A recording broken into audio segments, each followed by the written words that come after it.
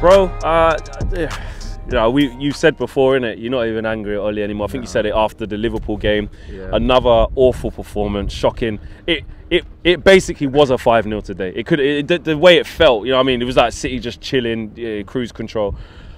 Are they going? I think the real question to talk about is: are they going to make this change though? No.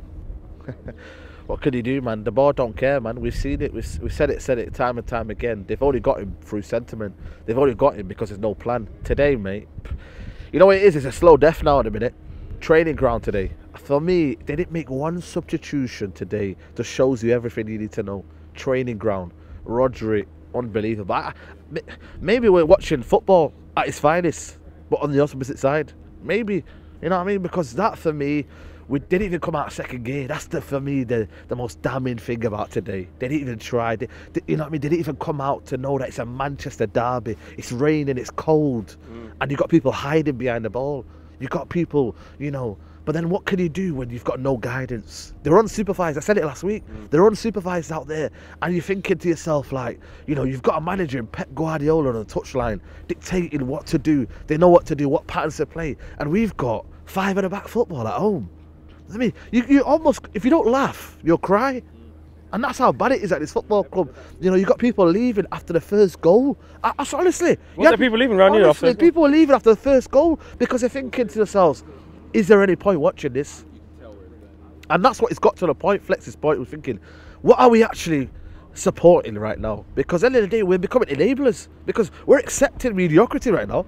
We're accepting, I get it, we're fans. But when are we going to open our eyes and think, we are a mess? I think, sorry, to be fair, I think people do. I think the majority of the fan base is saying, what is this? The change needs to be made. I think more so than ever, you've been in situations where you've voiced your opinion on the manager and people want to say this about you and to say that. Listen, and you're not even here to say I told you so, 100%. But one thing I will say, I don't think it's ever been as unanimous as this to say, absolutely. Even the staunchest Oli supporter to really think he was going to turn it around is now saying, I backed him as far as I can. I could. And that's where the team has gone. You know what I mean? They didn't want Conte because he doesn't believe in the ethos of the football club.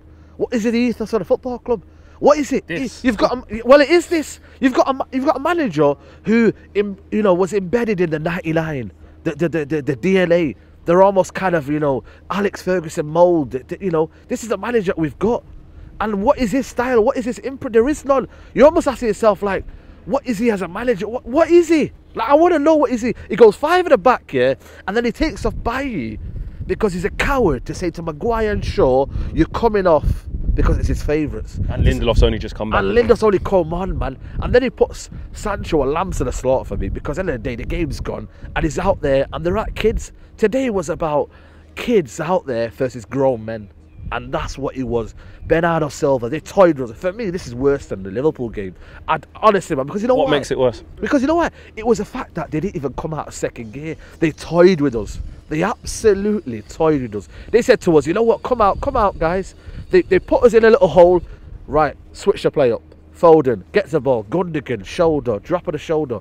It's at ease. And this is a football club that they see high pressure games, mate. The PSG game was high pressure. This is almost like, say, we're looking down on you lot. You're not the pride of Manchester anymore. And I'm telling you what, mate, we're sinking down the ship and below the sea here to the point where, you know, obscurity. Because at the end of the day, they're up on an upward trajectory. Where's United? You know, it's that damaging right now. And if they don't act right now, yeah, top 4, top 6 is becoming a real danger. We came to the season thinking, you know what, we should be challenging for the league. And I'm telling you what now, mate, it could be a top 6 battle. Forget top 4. It could be a top 6 because people are playing better football than us. We don't even have an identity to even play. You haven't played. How can a team of 11 just evaporate like that? How can it be, man? Bruno Fernandes, you know what I mean? You're looking at Ronaldo. That's what we need. We need ice cream. We need like a little 99 flake. But it just shows you what's wrong. We've got an ice cream van in the rain. You know, like when something just happens at the moment that just completely sums up what's going on. We're out here in the rain. 2-0 feels like 5-0. Mr. Whippy 99's putting on the music. You know what? And exactly, and it's raining. And hopefully you know YouTube don't take it down because that's like a copyrighted tune or something. You know what it is for me, yeah? When you look at him, man, it's like it's got to the point where, you know, you're just waiting for the board to see sense. You're waiting for Alex Ferguson, the lot of the board, the ones that we kind of like, you know, think that they're ruining the football club in terms of the Glazers, to finally seek sense and say, end the pain now. Because for me, it's torture, man. That's slow if you said that. I think that's it's exactly torture, because you know why, bro?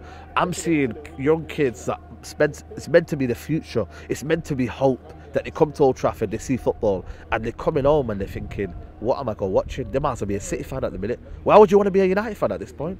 Why would you? What hope is there that United are going to give you success and joy when the bankers up top, they don't care about us, yeah? So the point of now is thinking, what do we do now as fans?